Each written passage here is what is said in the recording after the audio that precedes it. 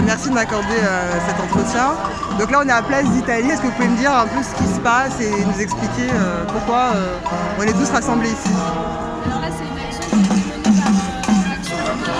D'accord. Et le but, c'est de bloquer le centre commercial avec des manifestants à l'intérieur qui bloquent. Et en dehors, il y a des médiateurs qui expliquent la situation aux gens qui veulent rentrer dans le centre commercial. Et en fait, le but de cette action, c'est de montrer qu'on n'est pas d'accord avec la non-action du gouvernement face au réchauffement climatique. D'accord.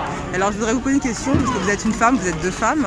Et je voulais savoir, vous, en tant que femme, est-ce que vous pensez qu'il y a quelque chose en plus que nous, on peut apporter à ce genre de mouvement quand on voit la répression qu'il y a eu ces derniers temps, ce que les femmes peuvent apporter, peut-être de nouveau, pour rendre cette rébellion plus efficace? Alors peut-être que ça n'apporte rien, je sais pas, mais c'est comme vous êtes vraiment à l'intérieur. Moi, je pense que c'est important qu'il y ait une parole égale, quoi. Enfin, un peu dans les... enfin, ce qui est bien, parce que là, on a vu on a des briefings, etc. Donc c'est assez encadré cette action avec ce mouvement.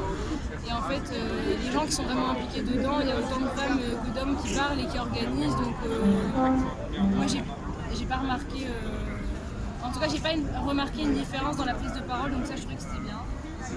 En tant que femme, vous n'avez pas de... Parce qu'il y a pas mal de femmes qui se sont plaintes dans d'autres mouvements, que parfois c'est très difficile de se faire entendre, et que même si tout le monde a le même objectif, parfois les hommes veulent prendre un peu plus la parole. Vous n'avez pas senti...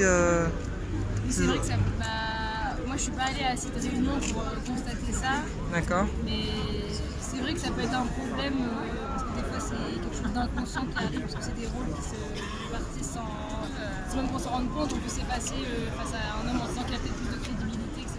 C'est vrai. Mais là, de ce que j'ai vu, c'était pas comme ça. Je sais pas si c'est propre au mouvement ou si c'est juste chacun fait attention. Parce que là, on m'a dit que ce matin, il y avait de la méditation. Des gens qui pouvaient venir. Là, il y a des gens qui font de la musique. Et donc, est-ce que vous pensez que c'est peut-être une façon un peu rusée, proprement féminin, ou qui naît de l'échange entre hommes et femmes, de trouver ce genre de manifestation où c'est plus difficile justement pour la police d'attaquer, puisqu'on est dans la non-violence, on est dans la bonne humeur. Donc, alors que si ça avait été que des hommes qui étaient attroupés, ça aurait été beaucoup plus facile. Ça, je sais pas si c'est une question de féminin ou masculin. D'accord. C'est vrai qu'avoir seulement une assemblée d'hommes, ça peut être peut-être faire plus peur. Et là, le fait qu'il y ait pas mal de femmes qui participent, ça peut participer à une image non violente. C'est vrai que ça... Enfin, j'y avais pas pensé, mais... Alors juste une dernière question pour vous deux. Est-ce que vous avez une idée par rapport à des mouvements féminins qui ont existé avant en France, dans d'autres pays, des choses qui vous inspirent vous à refaire en France pour d'autres mouvements en fait? Des révolutions pacifiques féminines qui ont porté leurs fruits, pardon. Moi, dernièrement, ce qui m'a beaucoup inspiré, mais c'est pas non violent, c'était les suffragettes. D'accord, ouais. Mais c'est pas non violent, mais j'ai regardé pas mal de documentaires comme ça et je me suis rendu compte du courage qu'elles avaient de sortir de cette société patriarcale pour faire valoir leurs idées, alors que c'était une société tellement fermée, pas du tout prête à entendre des femmes en fait, qui augmentent le droit de vote. Donc ça m'avait beaucoup inspiré, mais après, comme le mouvement aujourd'hui... Des mouvements récents qui vous inspirent et qui pourraient inspirer d'autres femmes qui nous regarderaient si elles ont envie de se révolter et qu'elles ont peut-être peur de se faire taper par la police, des choses qui peuvent nous inspirer,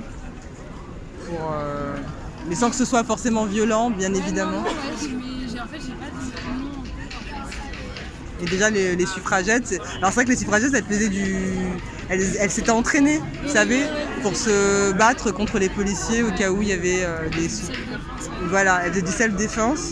Donc elles étaient dans la non-violence, mais elles savaient aussi se... Elles avaient une arme pour se défendre parce qu'eux ils allaient les matraquer, etc.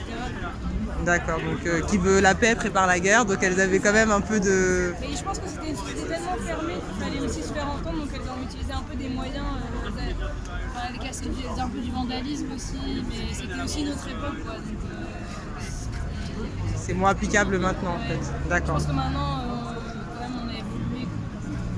En tout cas, Bah, merci beaucoup De rien. et bah, bonne continuation.